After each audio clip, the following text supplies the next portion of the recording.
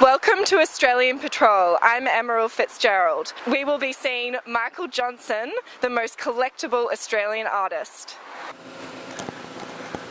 Hello. What do you think of the Michael Johnson show? Fantastic, Unbelievable. Unbelievable? Hi, Australian Patrol.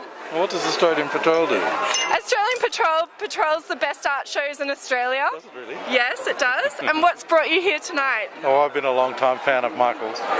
Do you have some of his works at home? I do, yes. Oh, okay. From which period? All periods. Wow, that must be an extensive collection. Right from the 60s through, yeah. From the period when he was working with Whiteley? Yeah, but more when he was working in New York, when he was influenced by, some of the Rothkos of his world and so on. So just paints of colour, very different to what you see here. So I'm Francis Douglas, but I got to know Michael because, he lived next door to nomadic rug traders, Ross and Irene Langland. So I've known him since the early 80s. And I've been collecting his work since then, I've got some wonderful ones. What's your favourite? It's called Cadmium Yellow. Cadmium Yellow? It was painted in the 1990s. It's sort of these great spirals of cadmium yellow paint. Do any of them here reminisce cadmium yellow? No, not really. That yellow one over there looks pretty canary to me. Yeah, but it's not like it at all. You have your own channel, that's amazing. Yeah, of course I do. And Jessica's been featured before. Jessica shows with Ray Hughes. Yes, she's an abstract painter. And she's just got back from Paris. I know, I had an amazing time and saw the most amazing things, but it's just an incredible, refreshing experience to live in another country for so long. What's brought you to the Michael Johnson show this evening? I'm a friend of his. What do you think of the show? I see it two different levels. Having seen it from the website and in real life, it's totally different experience. But I met him probably in about 1980, I think. Okay. We were talking about biennales and all that sort of thing. But he's been very strong artist and a great contributor to Australian art. You're the artist's wife, Michael Johnson. Yes, I'm the artist's wife. How long have you been married? 47 years. You must be very happy. Yeah, we're happy. The show's up. It's hung well. We met in London. Michael was a young artist from Australia, and I was a young dance student from London. Well, I come from Ireland.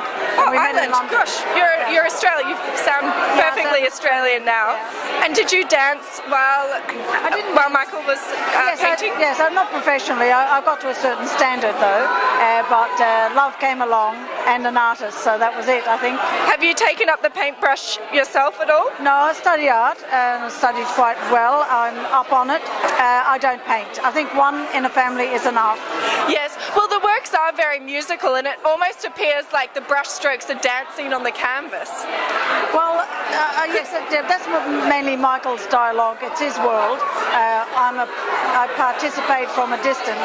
But yes, he loves music and he says his paintings are very physical, which I think they are. It keeps moving, but there's also a grid under all of the work. It's not just... He does grid up? Yes, he does. Really? Yes, you can tell. He does both. So I think that's what gives... There is a structure in the painting, but it's up to the person to find that. Could they be visions of you frolicking across the canvas, Margot? I think people bring their baggage to the painting and they can bring anything they like. The work stands for itself.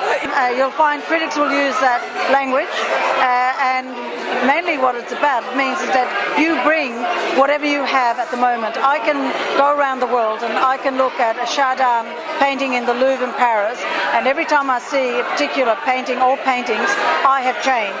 The paintings don't change, you change. That's a very interesting interpretation, Margot. Thank you so much. Thank you. Good night. Thank you. See you later.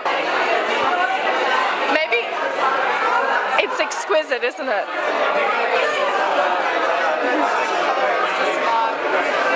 The colour's not happening. Andy, what do you think of the Michael Johnson show? I think it's really great. Like his paints are just really large and huge, and the colour is just really superb, and they're just really nice to look at. Yeah, Andy, you're great big. You're great big. But we'll see more of Andy to come. Oh my God, Margaret. So this is like an art project. Hang on, no. I've got to film this, Em. I've got to film this. You need a cordless mic. Yes, thank you. Oh, yeah, sure. It's really quite cool. Sure. Yeah, so Em goes out She goes to all the hot shows that are on, and she talks to people like you about the work. Is she invited? I don't think you really have to be invited to these things. Nobody in Australia does it, and I'm the first person to cover the Australian art So scene. you're going from gallery to gallery? Yes, and we just capture everything that's hot in Australia. Like a long-term project? Totally long term, until I'm old and grey. Wow. Yeah. What do you think of the Michael Johnson show? Dynamic, colourful, spontaneous, splashing, iridescent. You're pretty proud. I'm very, very lucky to have such talented people in my life. After Sherman Galleries, he's made that transition to you. It's a brilliant. Well, it was a very kind gift from the Sherman Gallery. Yeah. Well, Jean Sherman's philanthropy towards other galleries has been marvellous, apart from everything else she does. Well, I've known Michael since I was 3 years old. I have to be, because if I'm not confrontational, I would be negative. Yes. I like to be positive. And it sort of speaks so much, these paintings. No, I don't like to grab anything by the neck. I like to be affectionate on my approach. And really, I'm a girl in a male body. You're a dancer. I'm feminine, but I also see the male side of myself. And my metaphors are the volcano, which I see as the male, pushing the earth from the subterranean up. And the feminine side of me is the water, the calm, placid water. But when the rain rains, it rains and rains. But the most beautiful thing in my life is recognizing the moon's path in relationship to the tide drop and the beautiful lines it leaves on the shore, the residue. And the volcano, I always like being. My work is cool and warm. Do you do much sketching outside, or do you mainly sort of capture the Sketching to me is like growing radishes. They only take 6 weeks, but a sketch in me takes one breath. And that's beautiful. The greatest thing about a sketch is the Arabs have a beautiful word for a sketch, and when you make a mark, it's the head, the body, the tail. That's called alif. Well, if you think of all forms, bird, fish, any form, it always head, of course sometimes thorax, but head, body, tail. But Michael is undoubtedly one of the major artists in Australia. And there's no other painter like Michael Johnson. I've known him for 20, 30 years. He's somebody who has an absolute unique sense of colour. He's a completely original person. He's a bit of a wild man. He's somebody who is an Australian hero. Would you say he's the most collectible Australian artist? Well, I wouldn't say anybody's the most collectible Australian artist, because it varies according to personal taste and gullibility of people who read art magazines. But I'd say that if you bought a Michael Johnson, you might get tremendous pleasure from it from a very long time.